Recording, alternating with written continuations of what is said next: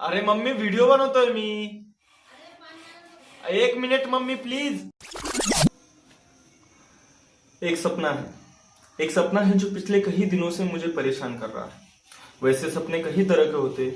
कुछ सच हो जाते हैं, कुछ बीच में ही टूट जाते हैं और कुछ बस सपने बनकर रह जाते हैं. पर मेरा जो सपना है मैंने उसे जीतना चाहता हूँ. मैं उसे हकीकत में लाना चाहता हूँ और मुझे लगता है, मुझे पता है कि उसे कैसे जीतना है. करीब एक दो हफ्ते पहले मुझे एक सपना आया था. उस सपने में एक लड़की थी. एक लड़की. उस लड़की को मैं कभी जानता नहीं था. हाँ, पर मैं उसे जानना चाहता था. मैं उसे कभी समझता नहीं था, फिर भी मैं उसे समझना चाहता था. मैंने उसकी आंखें कभी पढ़ी नहीं थी, फिर भी मैं उन आंखों को पढ़ना चाहता था. और फिर जैसे भगवान ने मेरी सुन ली. हम दोनों को एक ही जगह पर लाकर बैठा दिया, एक बस में. हम साथ बैठे थे, पर ना हमारे बीच में एक सीमा थी, एक लिमिट कुछ ऐसी थी कि हमारे पास वक्त बहुत कम था. इतना कम कि शब्दों में बयां करना मुश्किल है. वक्त इतनी तेजी से गुजर रहा था कि ऐसे लग रहा था कि जैसे मैं खुद की दिल की धड़कनों के साथ रेस लगा बैठा हूं. तक तक तक तक तक तक. मैं हर बार घड़ी को देखता और बस एक ही सवाल पूछता, और कितनी देर. और वो बस चुप थी, पर उसकी आंखें बहुत कुछ कह रही थी. इस पल में ना कोई शोर था, ना कोई भीड़ थी, बस हम थे. वो पल कुछ ऐसा था जैसे वक्त खुद ही थम गया. और उसी खामोशी में हम दोनों एक ही गाना सुन रहे थे.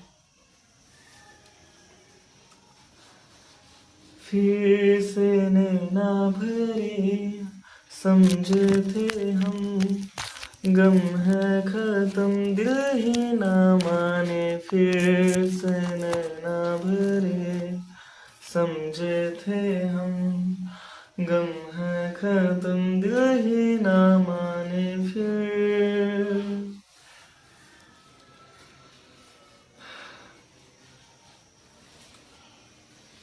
जैसे वो गाना हमारी ही कहानी कह रहा. हर बार खत्म होता तो हम उसे फिर चला लेते. उस दिन ना जाने कितनी बार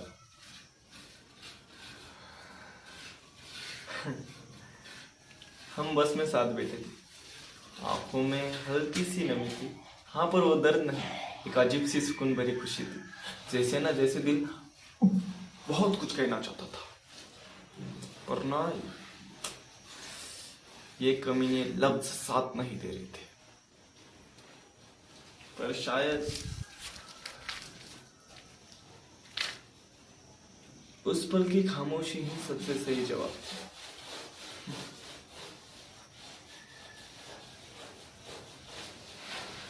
मेरे आंखों में आंसू थे,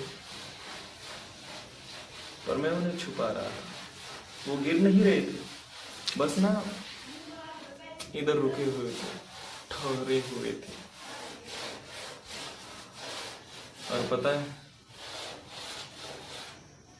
उसने बिना कुछ कहे सब महसूस कर लिया और धीरे से अपना सिर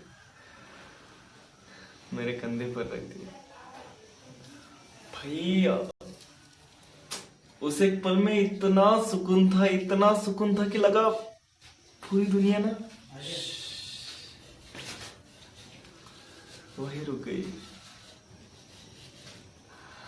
मतलब उस पल का हर एक लम्हा, हर एक पल, हर एक सेकंड ऐसा था कि लग रहा था कि एक एक सेकंड में मैं कई जिंदगियां जी रहा हूं.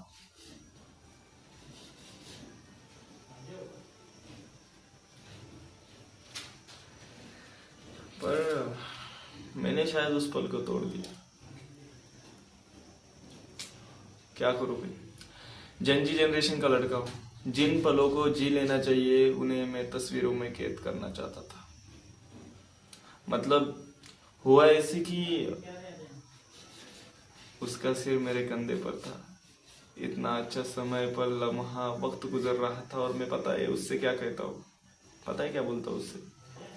चलो हम एक तस्वीर खींच लेते हैं। ये सुनकर वो हड़बड़ाकर अपना सिर मेरे कंधे से हटा लेती है। वो बोलती तो कुछ नहीं, पर उसकी आंखें जैसे कह रही थी कि अरे भाई, इन पलों को जी लेना चाहिए, ना कि तस्वीरों में कैद करना चाहिए। असो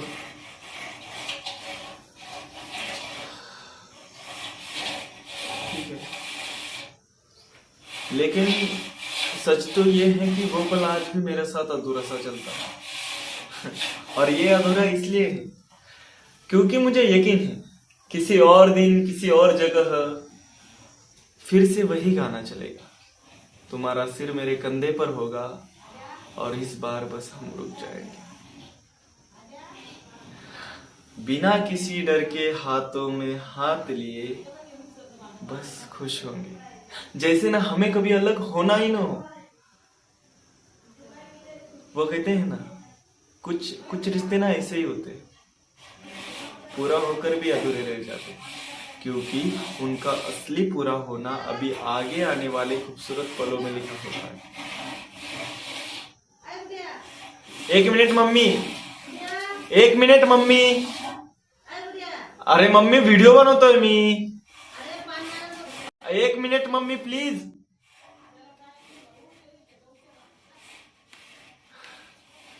बस ये सब मैं उसे समझा ही रहा था, कि समझाने ही वाला था कि सब ना सब सब धीरे धीरे सब धुंधला होने लगा। वो उसकी आंखें, वो पल, सब ना सब मेरी पकड़ से दूर जाने लगे। और अचानक मैं जाग गया, मेरी नींद खुल गई, मेरा सपना टूट गया।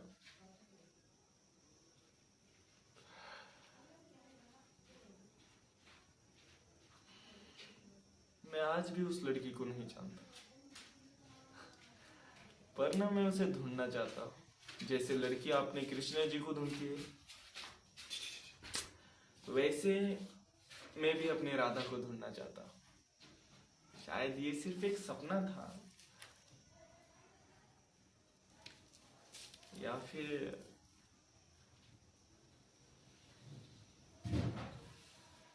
मेरी कहानी की शुरुआत।